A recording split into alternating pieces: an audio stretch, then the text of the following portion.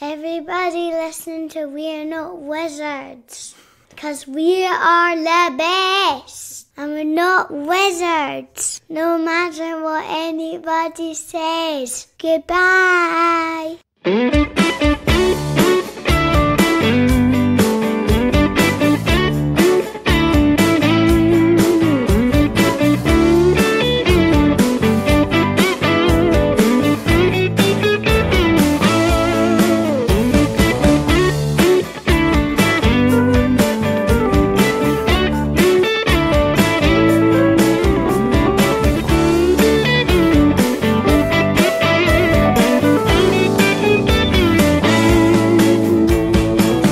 Hello and welcome to another episode of We're Not Wizards. My name's Richard. I'll be your host for June.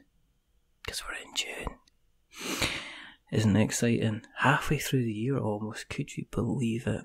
You know, and time has flown since way back in December, where as some of you are probably aware, I ran a very quick kind of Kickstarter. Well, not a quick one, a long one, an overly long one, a ridiculously long one. It was just kept on going on and on and on. I think people were actually rather glad it finished when it finished. But out of that, I got talking to a gentleman who not only he did a lot of things. He kind of backed us on the campaign, but he also changed his name. I don't think he's done it officially. I don't think this is something that you see on his driver's license or his badge at work or anything like that. But the gentleman in question is a gentleman by the name of Henry So, and he was unofficially, he's still officially known on Kickstarter as Henry So Not a Wizard, and he's joining us tonight because for a chat, you know, nothing to plug. We're just going to have a chat about things like Kickstarter from his point of view and everything like that. So, hello Henry. Hello there. How are you? How are you doing? I'm good. How are you? I'm okay. It's almost Memorial Day, so I have tomorrow off, and we're good. You got any plans for tomorrow? No, I'm a somewhat boring person, so I don't do much. What are you gonna do? Are you just gonna get up, roll out of bed whenever, not have to get up at the crack of dawn to journey into work? Yeah, any plans? You're just gonna take it easy? Well, that would be nice, but probably my biological clock will wake me up at the usual 5:30, and I'll be up and about. Just for that, I'll be trying to get back to sleep, and your eyes will be wide open like a cat that's caught in some kind of headlights or something like that, and you'll be just like, guess I'll die then. Yeah, the only way that won't happen is if I stay up until 4 a.m. and then go to bed. But that's not really good, so I'm not going to do that. Are you telling me you've never ever stayed up until 4 o'clock in the morning in some kind of video game like Haze, just trying to get one more level completed? You've never ever done that? Not for video games, but I have done that. I absolutely have done that. Oh dear. I mean, as I say, the reason that we're talking is because you backed us on the Kickstarter campaign, but you're a regular on the kind of the Kickstarter kind of platform. I guess what I'd like to know, and it's always interesting to find out kind of people's journey in the kind of the cardboard space, is how did you get kind of involved in the kind of the tabletop hobby to kind of begin with? Well, let's see. I think around 3.5 years ago, Thanksgiving, my cousin brought out Pandemic, and we played, and I had fun, and I'm like, that's pretty cool. And, well, then I dove in. Were you aware of the existence of kind of like board games at that time? Had your cousin been kind of gently kind of trying to make persuasive arguments for you to kind of play kind of board games, or was this, you know, were you aware of their kind of their existence in that, and the kind of the level that you're aware now at the time? Well, I mean, as a kid, I played, your typical kid board games like Monopoly and whatever. And in high school, we had a social studies club. And on social studies club, on Thursdays, we would play stuff like Stratego, Fortress America, Axis and Allies. So I did play those, although we never finished anything because, 3 hours was never enough to play a game of Axis and Allies. And of course we didn't, we were just like, okay, let's pack up, and we never finished. We got to the middle of the war and that was it. Exactly. So when will Henry return from the war? Right. But no, to talk about, and of course, I've heard of other games, things like what Cranium, my brother would talk about playing Cranium, Talisman. But I had never played any of those, and honestly, my cousin was just trying to bring out something that we could do together. And so it wasn't like he was sort of trying to get us to play games. He was just, hey, you want to try this? And he was like, he pulled it out and we tried it. And really, that was it. What did you think of Pandemic at the time? Because, I mean, in a similar kind of vein, one of the first games I ever owned was Pandemic. And I think one of the first games I actually ever played with my kids at the time was Pandemic. I mean, what were your first initial impressions after you? I mean, first of all, did you win? I mean, did you manage to cure the diseases, or did you lose? Oh, we lost that first kind of game. We absolutely lost. I mean, it was the first game for most of the people playing, honestly. So we didn't really know what was going on. My cousin, of course, knew his game, but but he's not the alpha player type, so he wasn't like, you should do this and do this. So we were just like, okay, well, there you go, 8 whatever outbreaks or whatever they call them, and it's over. I mean, it took us about an hour to lose. so there was that. But we all enjoyed it. I mean, we enjoyed sort of like, arguing about what to do and figuring it out. And sort of towards the middle, we sort of had an idea of how we could win, but we knew it was over for us by then. But we played it out anyway. And then people had to leave, so we couldn't play it again.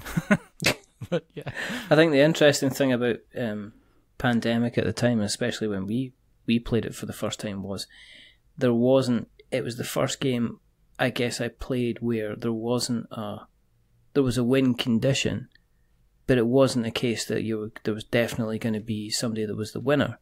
And I think that was definitely something that my kids at the time were extremely surprised about actually even explaining the rules, because their first thing was, well, how do you win? And it's like, well, you win by curing all the diseases. And it's like, is that, and how do you decide the winner? It's like, no, if, we all win, if we manage to survive this.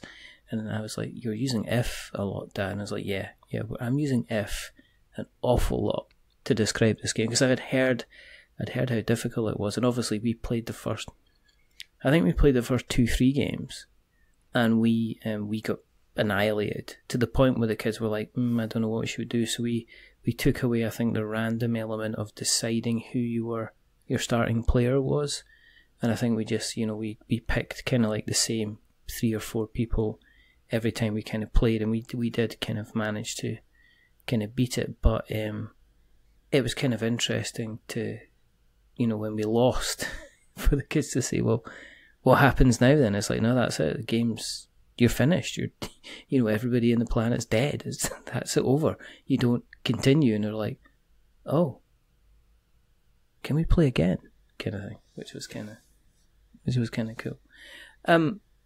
Where did you move from Pandemic then? Where did you go in after that?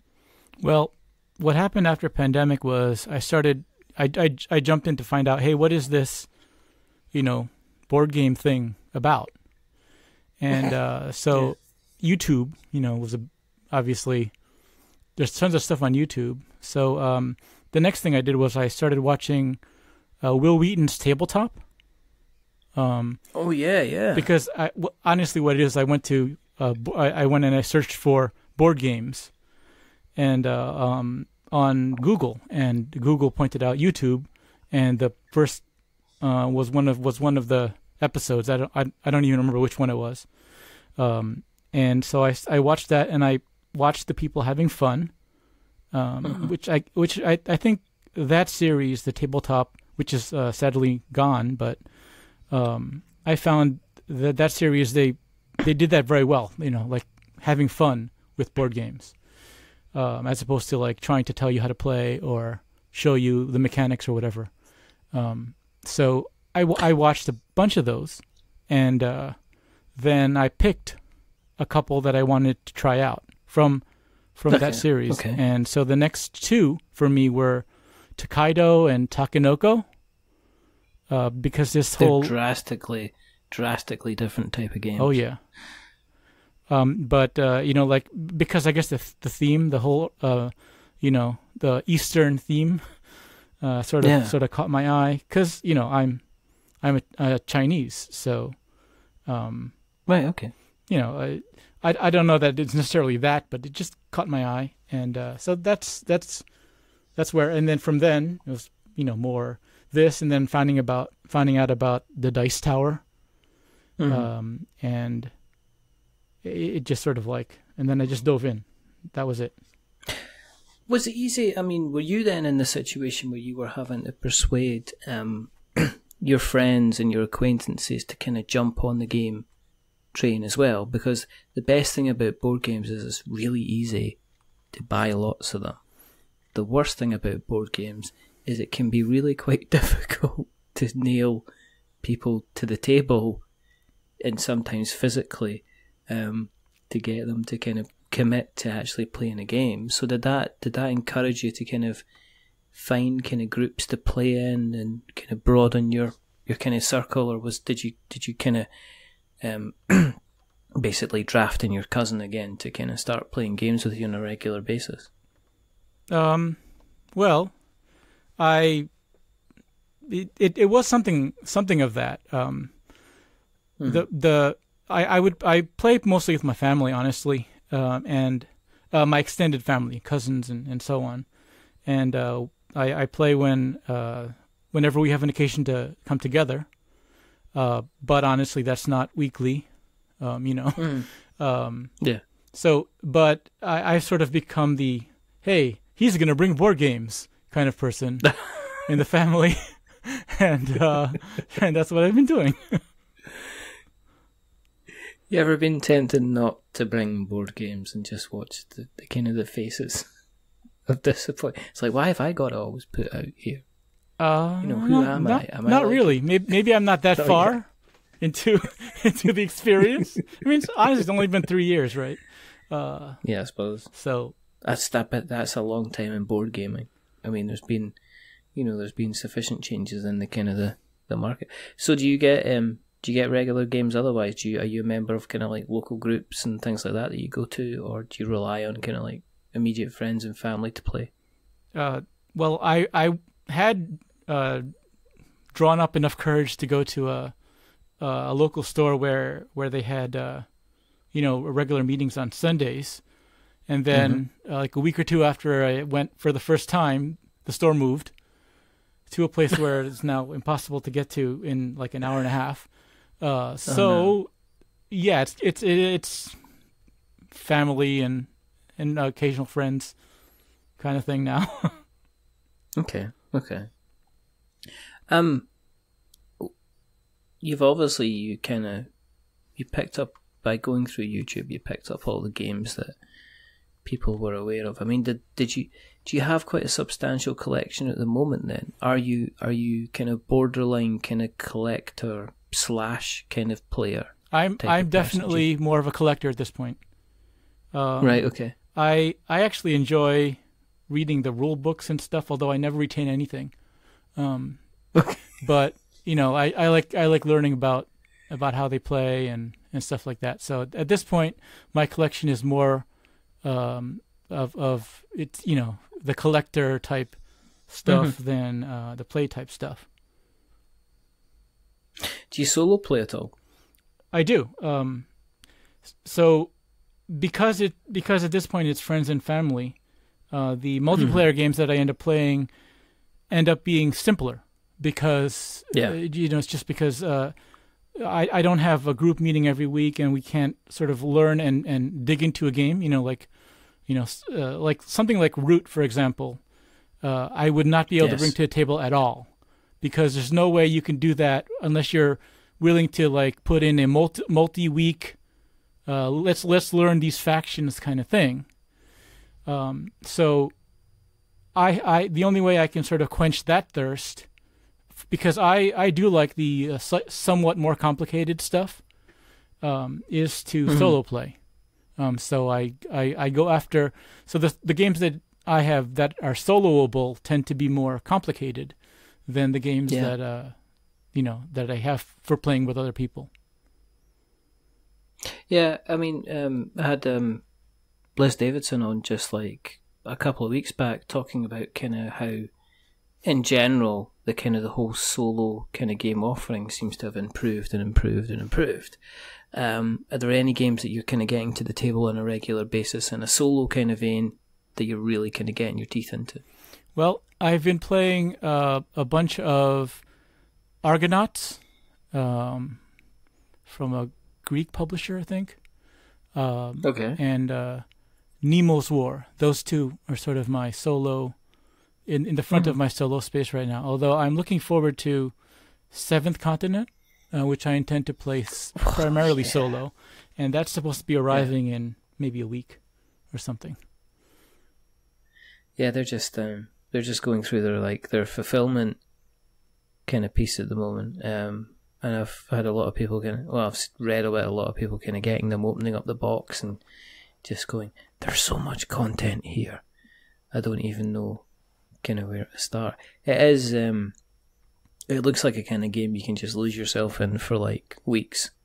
It's kind of like it looks like your Red Dead Redemption, kind of, I guess, video game type blockbuster game. You can just easily put kind of 100 hours into it and not even worry. You're not even kind of like scratching the surface with it. Are there other solo games you're wanting to get your hands on as well? Then are there other games you'd like to get a shot of? Well, I'm always keeping my eye out, and things like your show are where I get some leads.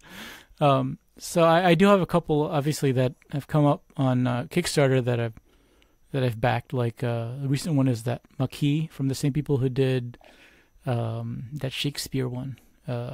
Black Sonata, I think. Yeah, Black Sonata, right? I have Black Sonata. Yeah. I've played that. It's that one's an interesting play too. Although right now, like I said, my head is in those other two games. Yeah.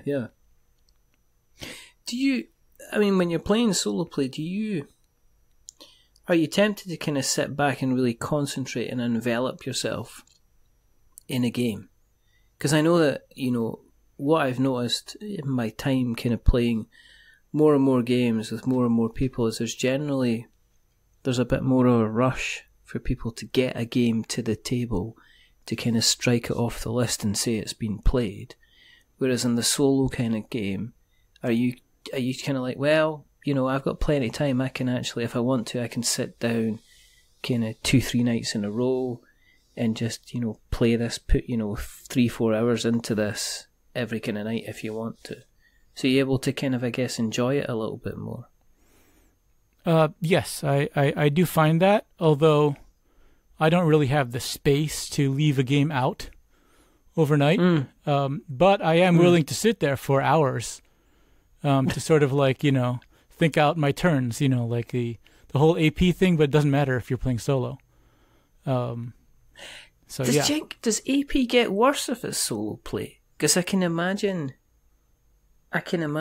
you don't end up planning kind of like one move ahead. It almost becomes like a chess game or a puzzle you try to fix out and say, right, well, if I get the resources from here on this round, I can then use them in that round, and depending on how the cards kind of come up and how the the automata or whatever kind of plays its game. I can do this, this, this, this, and this. So do you end up kind of sitting there, just sometimes just staring at the board, looking at it, and just going, kind of thing? Well, let's put it this way: I'm much more willing to do that in a solo game than one in which there's other people staring at me, waiting for me to complete my move. I know.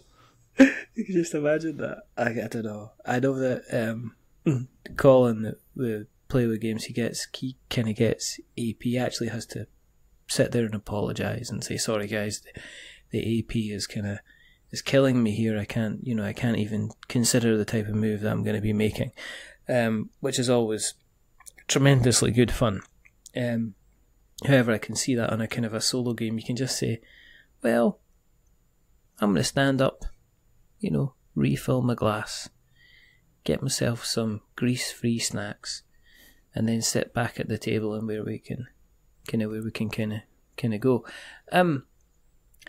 With that in mind, though, are you more akin to look at kind of like more solo games now than multiplayer games, being aware you're more likely to get that to the table? Not really. Because there's so many other things that you can do solo, besides playing board games.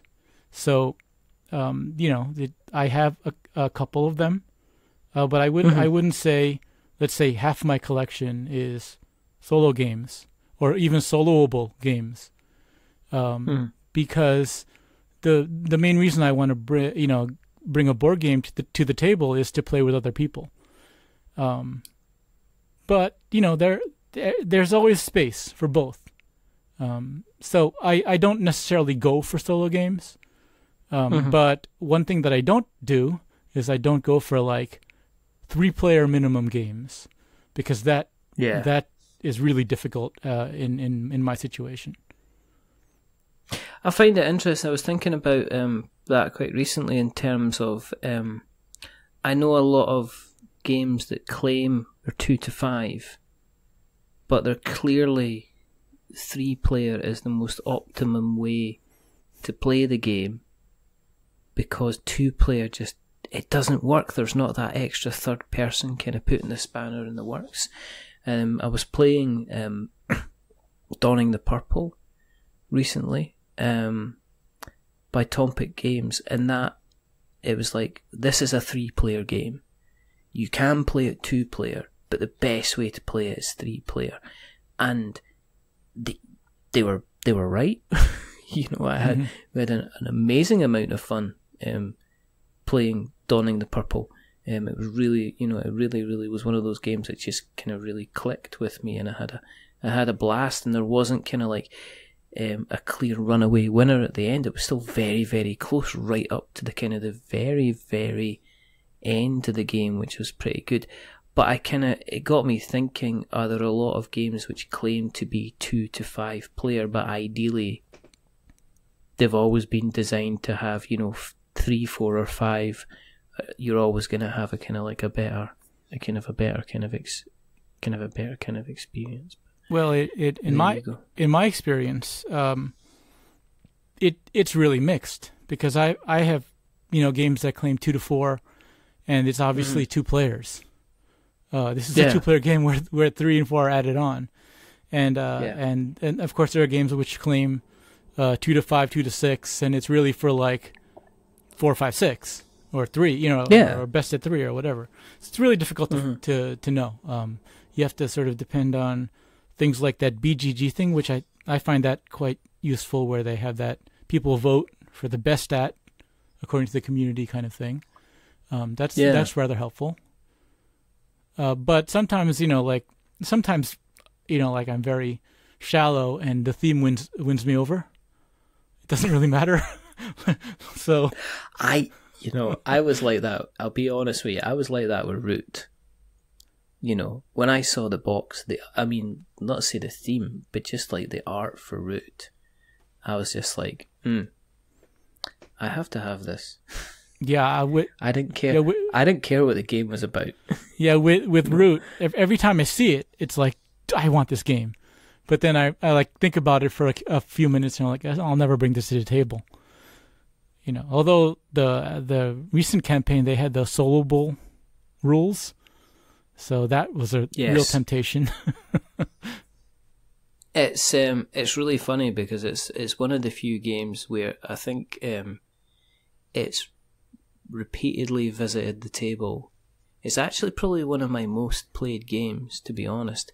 And it's not just most played by me. I will bring it to the club, and people will approach me at the games club and say, "You haven't brought Root with you by any chance?"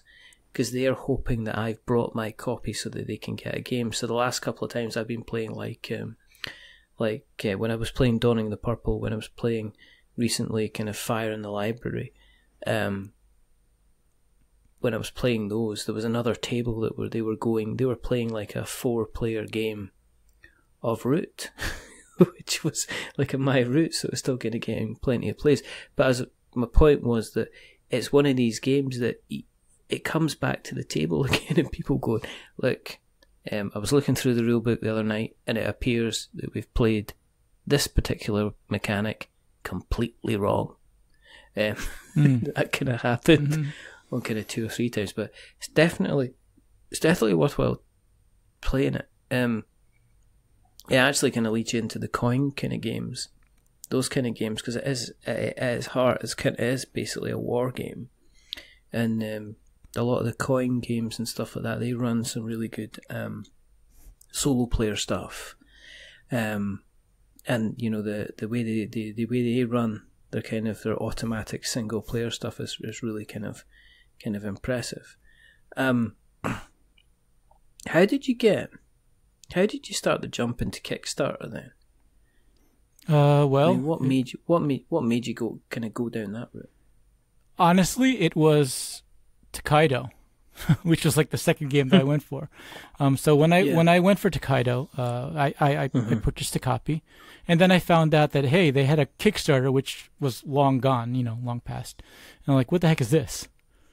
And then so in searching for Tokaido, one of the search results was the Kickstarter page with that the Super Deluxe, whatever the heck they had with the painted figures, and I'm like, I wish I had that. Yeah.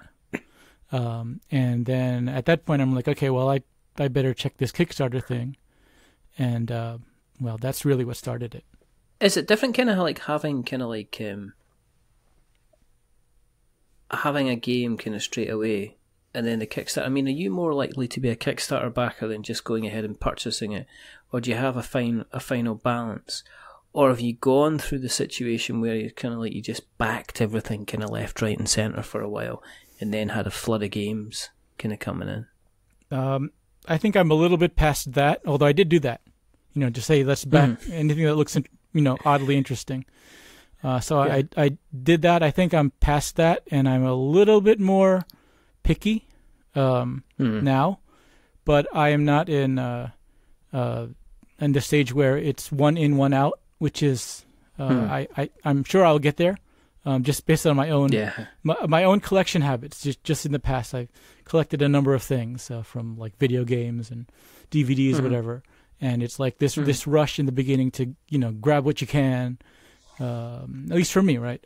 Grab what you can, and then tapers off, and then at some point, I'm sure I'll get to the point where it's just like, I've got games that I like, and I'm one or two might catch my eye, and I might add them, but then something else has got to go. But I'm not there yet. Have you seen changes in Kickstarter since you started using it? I mean, as somebody who is at the beginning was kind of making decisions on backing kind of games, have you seen a change in how projects are presenting themselves on kind of Kickstarter over the last couple of years? Not really, because at the point where I jumped in to Kickstarter,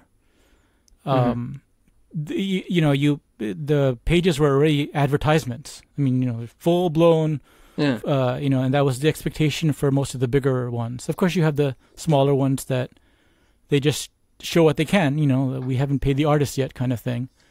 Or this is just an imaginary project at this point, and we're still figuring it out, kind of thing. So you still have some of those, but by the time I jumped in, there were already these glossy pages. of course, in researching a particular project, you might look at the older, and I've seen what the pages used to look like, and that was quite different. Where it was a much simpler time. But yeah, where I jumped in, the pages were already glossy. Well, what I have seen is the change in backer attitude. All right, okay. I've seen this like souring. It seems like souring of backers who are, or I don't want to go as far as saying trollish, although I have seen real trollish. But I have seen more and more people, sort of like, it's my way or I'm not going to back this. Well, you already backed it, otherwise you're not commenting. So, I've seen more and more of that, unfortunately. And what I fear is like what's become of online video games, right? In the past, just let me give you an example. One of the biggest online video games that I played back in the PlayStation 3 era was Burnout Paradise. And, like we would jump online with a bunch of random people because that's how the game was designed, and they were friendly. Everybody just wanted to like play around and and accomplish. They had that game had those cooperative goal things, which were you just check box. You don't get anything for it, but it's a checkbox.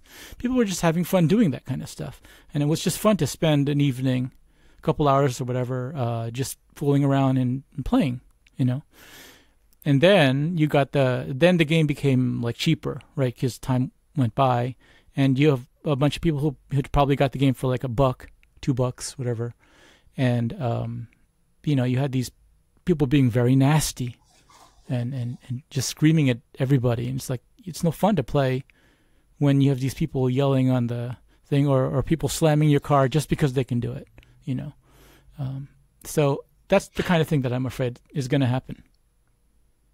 I think what we're getting to is we're starting to get into this horrific sense of entitlement that is prevalent in video games, which is there, and it's an expectation that I am the consumer here, therefore I am kind of funding you, therefore I can basically try and call the shots. And I don't think that was kind of happening in Kickstarter, especially in the board game space, until board games, tabletop itself, became more and more popular. And I think that when you become more and more mainstream as a hobby, I think you encourage people which basically have a crap attitude. And that's when you start to get the people who are basically, as you said, kind of giving, kind of having, just, just kind of coming in and just saying, I expect this, I expect that, and not being constructive. Whereas the Kickstarter that I was aware of, and I've been kind of involved in Kickstarter for too many years now, there was almost a sense of community that people not only wanted the person to succeed, but they wanted to almost support that person succeeding, and also a lot of people were kind of giving support out with what they needed to do as a backer. As in, they were not only willing to give money, but they were also going to be the people that said, look, I know a guy who can translate the rule book into French for you. I know somebody who can help you with logistics. I know X, Y, and Z on social media kind of thing. And that, and yeah, I think as it expands, we kind of get these people who are, for want of a better word, entitled assholes. Okay, you said that, not me. Kind of unfortunate. I don't care what you're gonna do. What are they gonna do? Go and run along and scream about, scream at the clouds of stuff that you're not getting for whatever reason. That's fine. You do that. From somebody who is a regular backer, is there certain things that will just put you off a project straight away that are kind of no-nos, because there seems to be there seems to be a lot of pre-order stuff going on, as in a case of, yeah, this is definitely getting made, but you're essentially helping us kind of take away the risk. I mean, is there projects that you just will not back at all? Well, you'll just not even look at?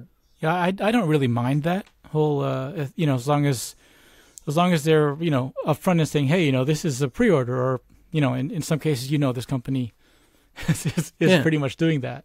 I don't mind that. Yeah. It's just another way of them doing and exposing their product line to people, more people. And Kickstarter has got lots of people. That's probably why you see board games there more than like Indiegogo or something like that. Yeah. So I don't have a problem with that, as long as they're upfront and not trying to fool you into saying, hey, this is not, we're trying to do this. For me, the thing that would turn me off to a project is things like I'm not interested in this theme. Content-wise, I don't, or I find this mechanism, not to my liking. So I'm more there than this company does this or does that.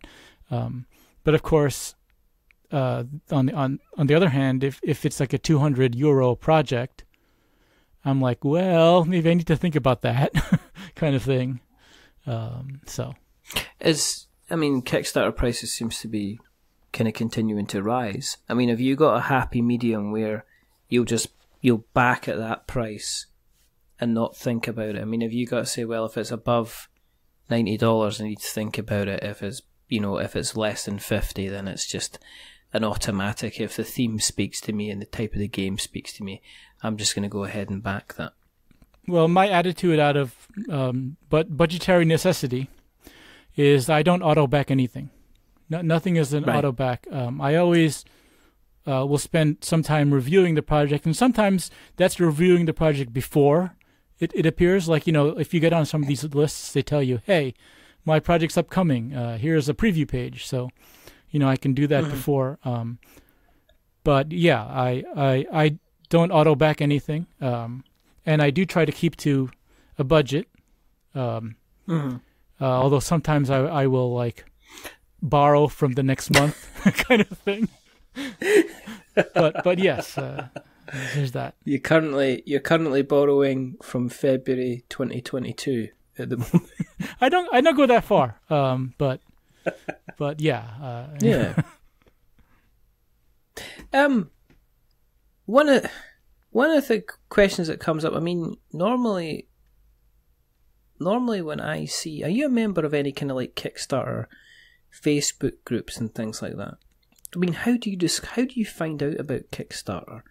I mean, and do you feel as a backer that the Kickstarter project creators are trying to find out from you what you want to see to back the game? Do you get that kind of sense of involvement? Okay, so on the Facebook thing, I don't really do Facebook at all. I don't even have an account. But that's not because of this, not following or not following Kickstarter. I just don't want to deal with the kind of thing you get on Facebook. Yeah. Okay. So I don't do Facebook. But I do like to get on mailing lists of companies that. A lot of the time when you do the Kickstarter thing, they're like, hey, do you want to get on our mailing list? And I'm always like, sure, I'll get on your mailing list. But honestly, how do I find out about something new on Kickstarter? Yeah. Well, there's the, tabletop games newest search feature. That's the easiest way to find out about the newest stuff. So you're not actively you wouldn't consider yourself being kind of actively marketed to. You're not a person that you're getting like hundreds and hundreds of emails every kind of month to say, you liked this previous game, here's our new project. Do you kind of find out kind of that way, or are you just generally saying, right, let's go to Kickstarter, let's go to tabletop projects, and let's click the newest and see what kind of ponies up? Well, basically. Well, like I said, I sign up for pretty much every list. So I do get Right. a lot of that direct stuff, but the direct stuff is not always Kickstarter. Like AEG, sends me monthly newsletters on, hey, we're putting this out. Okay, great. Am I interested? Maybe. So yeah, I am definitely getting those, and I have no problem reading those things. I don't get so many that it feels like spam, at least not yet. So yeah, I definitely do get that. I don't do the whole, how they do on Facebook polling. Hey, what would you like to see? Well, obviously, I don't have Facebook, so I don't do any of that stuff. But even when companies put out a poll, which they can do with like SurveyMonkey or whatever, I'm not particularly inclined to like fill in the poll. Okay. So there's that. What about the videos? Because one of the things that the reason I'm asking you these questions is because I am a member of a lot of these Kickstarter groups. There's the UK Kickstarter one. There's the there's the crowdfunding Facebook. There's a lot of kind of like help groups out there, and all I see creators talking to creators. Do you know what I mean? Right. I kind of see it's almost like you've kind of got a whole group of restaurant chains kind of sitting round to the table together and saying, what do you think the next big thing is going to be in terms of food? And the customers are standing outside the window looking in on the board meeting and just saying, well, why isn't anybody kind of asking us what's kind of attractive to the campaign? So you are basically the voice of everybody who's backed on Kickstarter, Henry. It's not a lot of pressure, but it is. But in terms of like a campaign layout, do you want big, huge, flashy presentations? I mean, do you bother even looking at the video that's at the top of the campaign? I mean, is that something you even spend time on? Or do you just like, okay, I'm just going to scroll down and actually read the text that's there? I usually do watch it. Well, first of all, if the game has not totally turned me off, which there are some things that do, like World War I, World War II, I'm really not into that theme at all. Mm-hmm. So the game might be great, I'm not into that theme. So as long as it does, it's not one of those, I will read the text first, but then I will watch that video at the top of the page and all the other individual videos. But of course you have those weeks sometimes where 300 that's an exaggeration, but 300 things will come out on Tuesday. You're not far off.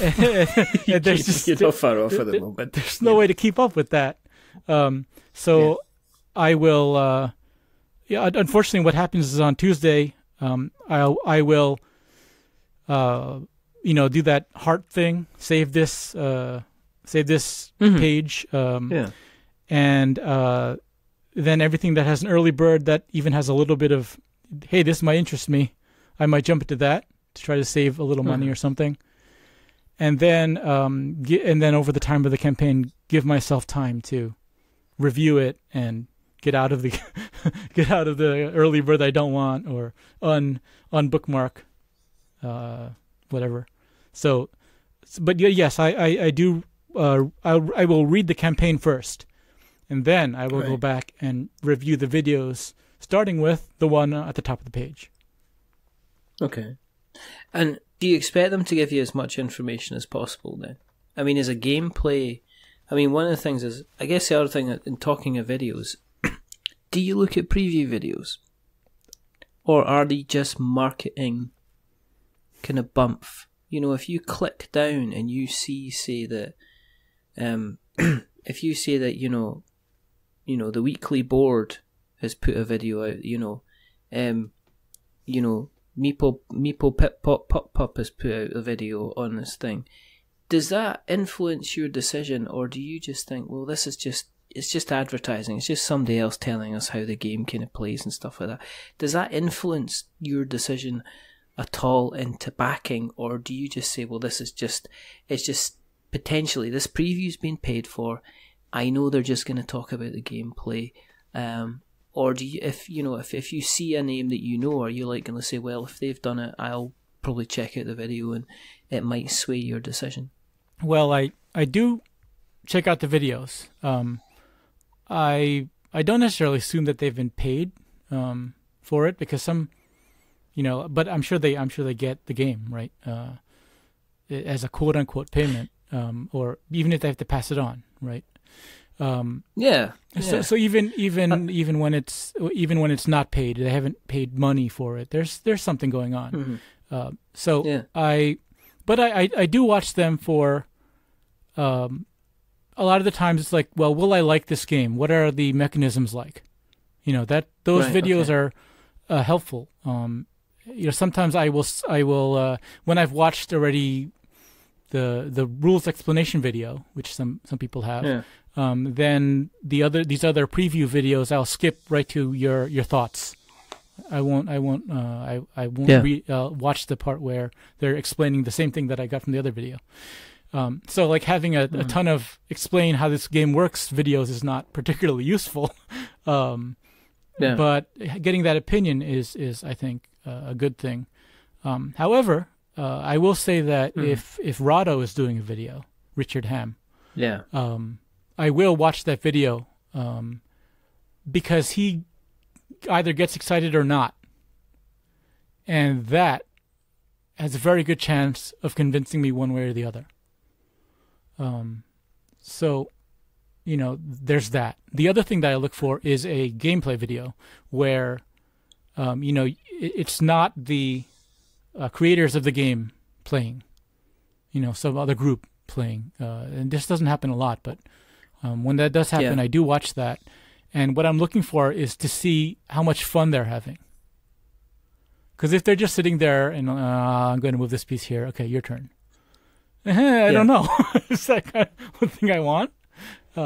So it's the experience, isn't it? I mean, this is what we're all kind of looking for. I mean, a game can play amazingly well in terms of its mechanics, but at the end of the day, if it's not a fun experience to play, then it'll just put you off. I mean, you're right. I mean, what is the point in playing? Is there anything? Okay, so in terms of like a campaign, would you back a campaign where they are needing to get the art done, where the product isn't 100% finished, where they're saying they are, the essence of Kickstarter, which is this is an idea that they have and it's a really good idea, but they really need the funds in order to make it into something? I mean, do you take that on a more of a case by case basis, and do you do more research into that kind of project? Well, so those kind of things, in my opinion, are more difficult to eke out. What you're going to be getting, and there's also more risk in terms of, hey, this project might just fail because they haven't thought about enough stuff up front, and they will run out of whatever money they get backing it, because they don't even, if you don't know what you want to do, how do you know what to what pledge levels to put on, right? So there's a bigger risk, but I will back one of those if what they do have on there is convinces me of what I'm getting, and especially if the theme speaks to me. So in that case, all you've got is the theme a lot of the time. If the theme speaks to me, or the explanation is one that is thorough enough that I feel that they've got enough of something behind whatever they're doing, then yes, I will back one of those. But there's very few people who do have something enough showing there that you don't feel like you're just giving them money to lose it. Yeah. Do you think that there's things that projects are missing out that they should be putting more of in to help kind of educate you as a potential backer Is there something that you know that a couple of projects have done and you've went, yep, this is helping me make my mind up, that isn't being done by everybody, which is that could maybe help you to make that kind of decision? Honestly, it's that video of people playing who are not the creator. Right. I don't see that a lot. And it's the one thing, the one video thing that is most likely to convince me to back. Yeah. When other people who are not in a review capacity doing this, right? Who are just playing. And I don't like the supercut version of that, where it's just like, hey, let's cut through the game and give you 30 seconds, yeah. But I want to see a full game played. That's why I appreciate those groups that do that. Like, I think Heavy Cardboard does that. And the Dice Tower guys, sometimes they do that for some of the higher profile ones who are willing to pay them to do the playthrough. Seeing them play and have fun, honestly, I think more people should do that. And it's as important to me as the how do you play this game video. And people who do video will more likely than not do a how to play this game video. And that's useful because it's like, do I like the mechanisms? Kind of thing. Do I like the theme? Although you can get the theme from the pictures. It's those, but it's that gameplay by other people kind of thing. I think more people should do that. I'm always interested in a video and the number of mistakes that they make. To me, that's a big indication of how intuitive the game is to kind of play, regardless of the size of the rulebook. And I'll go back to Donning the Purple, and even say Donning the Purple and Root. Donning the Purple, Root, both similar sizes. In terms of Ravage, Dungeons of Plunder as well, which I should get a special mention because, again, it was the game itself was very, very intuitive to play. Donning the Purple became very, very intuitive to play very, very quickly, without references to the rulebook. Root, I love you and I will take you to the beach for long walks, but wow, you really need to sort out how your playthrough for the rule books, because there's too many little bits which aren't covered in the rule books, which kind of drove us up the wall to the point where I shouldn't have to be referring to something online to find out if it's true. It should be set out kind of in front of me. So it's always interesting, which is why I kind of like Rado's stuff where he says, you can spot all the mistakes that I make when turn on the Klingon, so you can see when I've kind of made a mistake, which is kind of interesting. Just goes to show that somebody who has still got a vast experience of kind of playing and explaining games, will still make mistakes kind of thing. And I'm wondering, well, is that his fault because of his high energy and what he does, or is that because it wasn't made clear enough, kind of like in the kind of the rule books itself, Well, a tangential thing first on that. One thing about turning on those Klingon subtitles is that it turns on subtitles and then you got to turn them back off for other videos. But that aside, that is one thing where it's good to have even that playthrough video of other people. They make a lot of mistakes. You have to keep going back to the book. I'll be like, hey, maybe I don't want this. Because not necessarily that the rule book is bad, which it might be. No. But that if there's so many exceptions to the exceptions, it's like I spend most of my time, looking through that rule book and delaying the game or whatever, sometimes when that kind of thing happens, like the first game that I had experienced with that kind of thing was, what was that? The Viking game, from Simon or Come On, whatever. I know the one you're talking about, and its face is on the tip of my tongue, but I know the one you're talking about. Whatever that game was, it's a vastly popular game, and you realize at this moment, Henry, there are going to be people who'll be screaming. Oh, I'm sure. In the street as they're walking down, hopefully listening to this in headphones. It's going, "It's this, you couple of morons!" They'll be like that. All right. Well, Okay. you and I are not as young as we used to be. So, I'm not, exactly. It's an actual miracle that I'm not sitting here with my underwear over my trousers, to be honest, like Superman. It's just one of those wonders that I remember to put them round the right way today. But, the best thing about this situation is that none of us are frantically Googling to find out what that game is, and we're just going to leave that.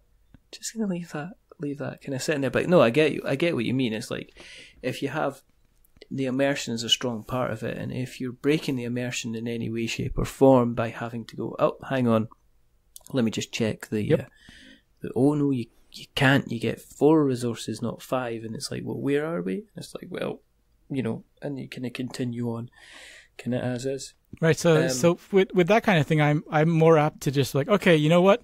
Let's guess on the rule, and then while you guys are playing your turns, I'm going to look it up, and then if we can back it out, we will. If not, we'll just keep going and we'll play it correctly next time.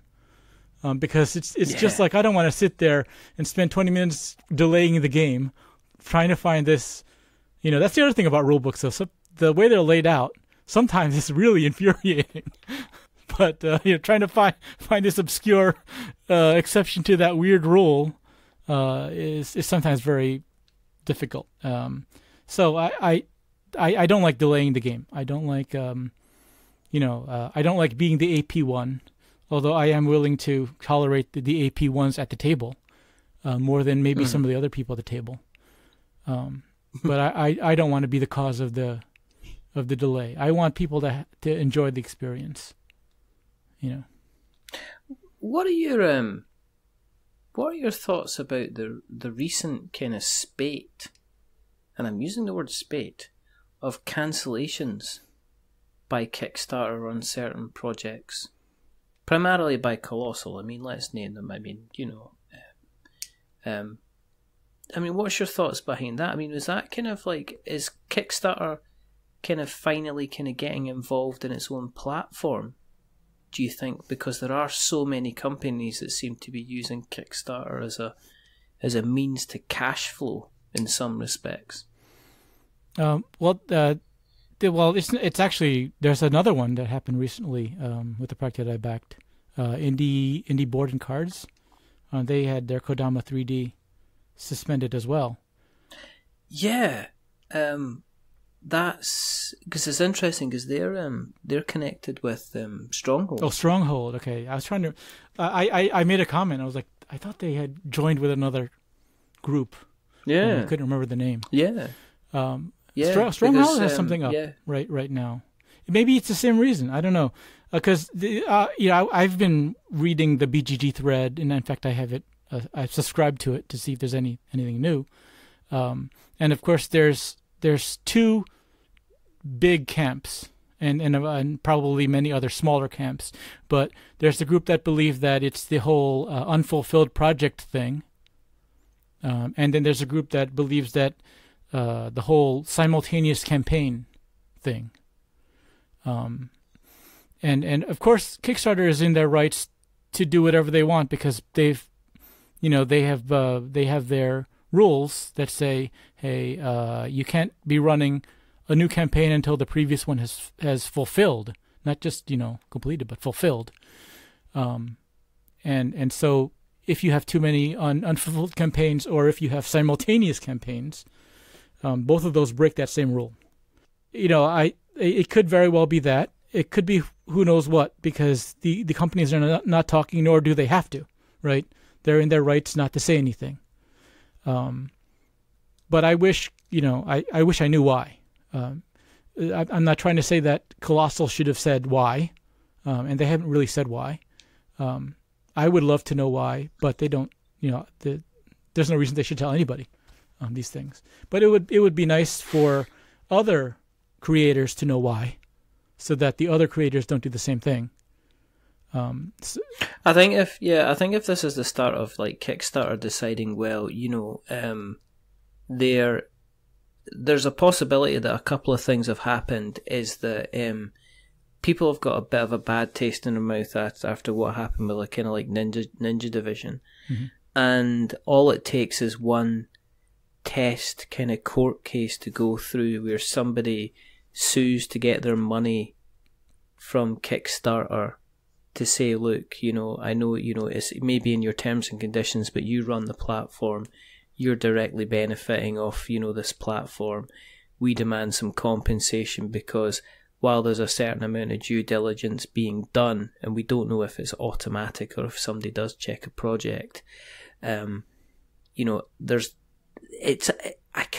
can see people using, there is going to be a case, I can see in the future somebody getting Kickstarter involved in some kind of court case to say, look, I didn't get my money, I didn't get my game, the company's disappeared with the money, you've taken 10%, I demand that I at least get kind of like X amount back, kind of thing, which is interesting. I am really, really surprised that Travis has decided, for whatever reason, not to make people aware of the reason why Colossal were suspended and let back on, even if it was into kind of like an inner circle kind of thing, because the creators kind of talk to each other, and I'm kind of surprised that they haven't kind of made people aware or made their customers aware of it, because again, I don't know if I was a backer of that campaign, if I was told, Papillion I think is one of them that's kind of, I think it was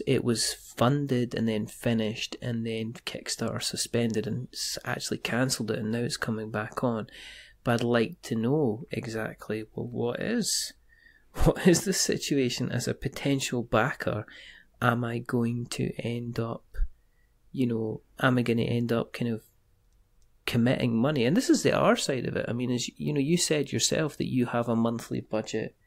You have a budget that you put aside for Kickstarter. If you had committed to, say, Papillion, if you'd committed to, and then at the end of it, that you're saying, well, I can't back anything else because that money's tied up now. It kind of, it's kind of puts you in the thing where you're not able to maybe back another project. It's interesting. We shall see if this is going to be the start. I reckon we're going to see more. I don't know if you think there might be kind of more campaigns suffering the same fate. It certainly seems like they're doing that more, especially with the IBC thing. But sure, they're in their rights to do that, and these companies have no need to tell everybody why. Unfortunately, as much as we would both love to know. Who knows? They might have even signed an NDA or something like that. Oh, you can't tell. Exactly. So maybe who knows? And so fine. So be it. That's business. I think we just have to roll with it. In terms of the whole budget thing, yeah, sure. If I've committed my money to Papillon and they haven't, and they canceled it after it completed, and which is frankly what did happen. I did back that after seeing you back that. Okay. So that did happen, and so fine. But the thing is, in the end, right? These are just games. These are luxury items, and as long as you're not spending your food money on this, either you can say, well, I just saved $60 for June or whatever, or you can then immediately say, okay, well, now I have $60 that I didn't spend last month. I can spend this month. Yeah. So Exactly. As long as you're not spending your necessity money on this luxury stuff, it's just I can pay it forward. To the next month. So I don't think in terms of, sure, it makes you mad, especially if you were really into it. Like, I really rabidly want this Papillon. Like reading some of those comments, sometimes you get that feeling. But the thing about comments though is that people have to realize that behind this wall of the internet, there's a person, and you know, you can't you can't go around insulting everybody, just because it makes you feel better. There's people there, and if you're insulting them, they're being insulted, and this is a world of people. You've got to get along. Yeah, absolutely. Would you ever design something? Well, I have made kiddie board games when I was a kid. Right, okay. I had this roll and move Knight Rider game, some dumb stuff. Wow, no way. Oh yeah. Whoa. I probably have it in some notebook somewhere, but no, I wow. I am not a designer. No, just playing these games, and just even reading the rule books, it's like I would never be able to do that. I don't have that kind of brain. I'm sure other people do, but not me. I'm not that kind of. Maybe if I retire and I have like tons of free time and I can develop it, sure. but that's not going to happen for a few years. So no. Excellent. One last question. Okay. Sure. You are being involved in the zombie apocalypse. You're running down the street just like a madman trying to escape from the zombie horde. You stumble into a games emporium that has every single type of game that's ever existed. In the middle of the floor there's a cracking, pneumatically wheeled red trolley that has the ability to carry board games. Now you can have 3 board games. It can be any games at all. First edition, second editions, any expansions that you want. On your journey, you need to be aware of 2 things. You're going to meet all different types of people on your journey, and the answer to the question about what games you take with you is always going to be a yes to would you like to play a game. So what 3 games do you take with you, Henry, on your ongoing journey? Okay, so I would absolutely want a game that I can solo, and at this point, 7th Continent. And then I would probably want a game to bring a Go board and all of its stones, like one of those heavy Japanese that you could sit on the floor kind of boards, because I could, 1, use that as a weapon, and 2, if I'm in the zombie apocalypse, I have a lot of time to figure out how to play that game properly. And then the third one would probably be something like 5-Minute Dungeon, which is like this crazy frenetic thing where you can just like quickly play with anybody, kind of thing. Yeah, cool. Excellent. Thank you very, very much for coming on. Well, thank you for having me. I hope this is not the most boring podcast for everybody. Oh, not at all. It's, as I say, we hear a lot from creators and designers and developers, and we very rarely hear from people who are kind of involved in backing campaigns and kind of putting your money into people's pockets to help them with their tabletop dreams for a lot of these people. So I'm sure a lot of the creators that listen to this show are going to be fascinated by what you have to say in terms of what you are looking for when you see a campaign on Kickstarter. But you've got nothing to sell. You've got nothing to sell. You've got nothing to offer. If people want to see you on the internet webs, I have a Twitter account. That's the only social media account I have, actually. Oh, okay. What's that? It's Inxi, INXI. There you go. Well, I can put that in the show notes so we've got notes to show. But that's pretty much it. Okay, cool. If you want to keep an eye on what we're up to, it's quite simple. Go to the internet, search for We're Not Wizards. You shall find us.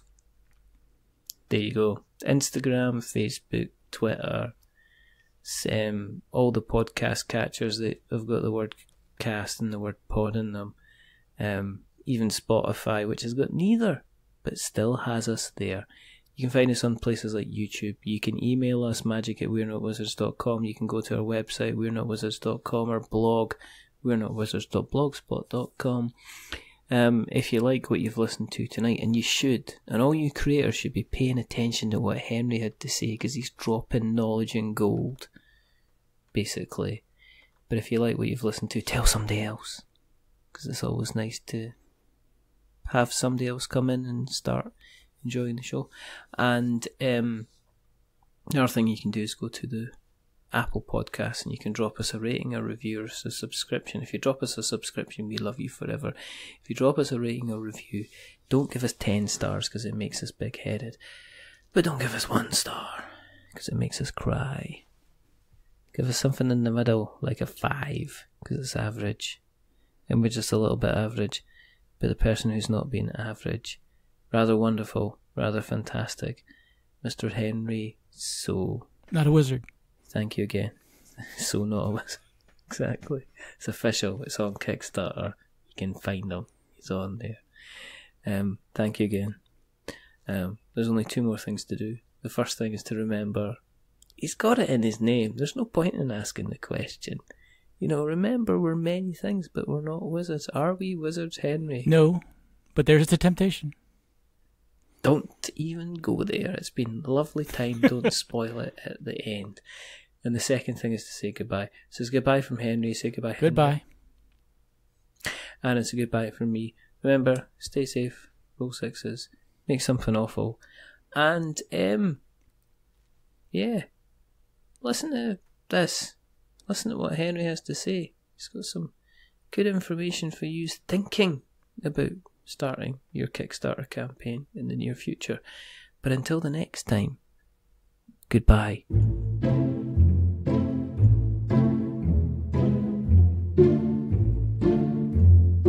A wizard is never late.